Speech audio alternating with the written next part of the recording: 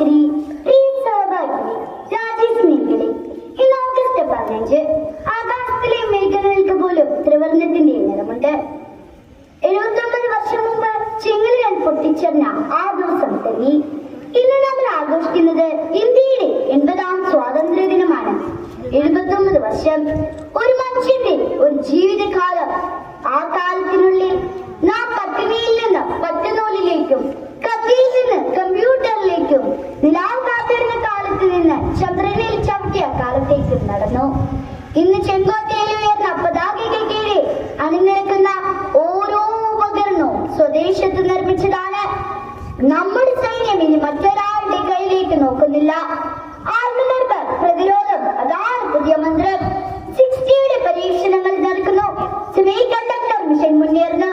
AI നമ്മുടെ കൃഷിയിടങ്ങളിലും class മുറികളിലും കയറിയിരിക്കുന്നു. അതേസമയം mission life solar power ഗ്രാമങ്ങൾ, ഗ്രീൻ ഹൈഡ്രോജൻ മിഷൻ, പ്രകൃതിയോട് യുദ്ധം ചെയ്യാതെ പുരോഗതി നേടാനുള്ള നമ്മുടെ ശ്രമങ്ങളെല്ലാം ഇതിന് ഉദാഹരണങ്ങളാണ്. ഭാഷയുടെ മതിലുകൾ ഇടിയുകയാണ്. പ്രധാനമന്ത്രിയുടെ പ്രസംഗം ഡിജിറ്റൽ ഇന്ത്യ ഭാഷണം വഴി 22 ഇന്ത്യൻ ഭാഷകളിലേക്ക് തത്സമയം വിവർത്തനം ചെയ്യപ്പെടും. കാശ്മീരിലെ കുട്ടിക്കും കന്യാകുമാരിയിലെ മുത്തശ്ശിക്കും ഒരേ സ്വപ്നം ഒരേ ഭാഷയിൽ കേൾക്കാൻ കഴിയും. അതല്ലേ യഥാർത്ഥ ഐക്യം.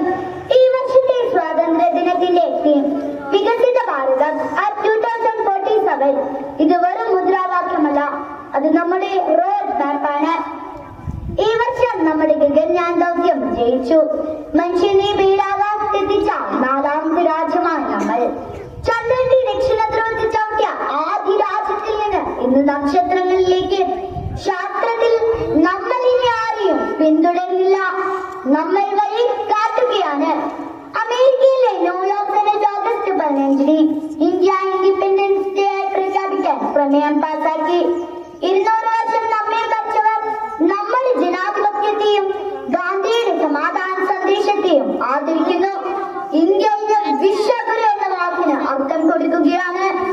എല്ലാം നല്ലതാണ്, പക്ഷെ നമ്മോട് തന്നെ ചോദിക്കാം, സോഷ്യൽ മീഡിയയിലെ വെറുപ്പ് പ്രചരണത്തിന് മുന്നിൽ നമ്മുടെ ഐക്യം എവിടെ? പരീക്ഷയിൽ കോപ്പി അടിക്കുന്നത് ഒരു ചെറിയ കാര്യമായി കാണുന്ന മനസാക്ഷിയോട് എന്തു ചെയ്യും? ഇത് സർക്കാരിന്റെ ജോലിയാണെന്ന് പറഞ്ഞ് നമ്മുടെ ഉത്തരവാദിത്വത്തിൽ നിന്ന് ഒഴിയുന്ന പ്രവണത ശരിയാണോ? പ്രിയ സുഹൃത്തുക്കളെ, 1947 അവർ നമുക്കൊരു രാജ്യം തന്നു. 2026 നമ്മൾ ആ രാജ്യത്തിന് ഒരു സ്വഭാവം കൊടുക്കേണ്ടതുണ്ട്.